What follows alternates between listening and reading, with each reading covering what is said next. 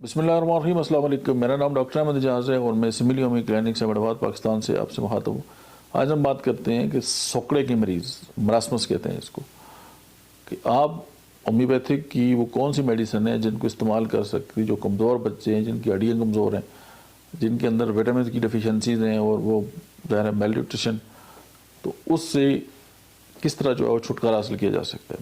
Calcarea fast 3x, ferrum fast 3x, स्लीशिया 6x, नेट्रोमेयर 6x, Calcarea floor 6x, ये सारी मिला लें और इनकी 4 टैबलेट सुबह, 4 दोपहर, 4 शाम को ये आप इस्तेमाल करें।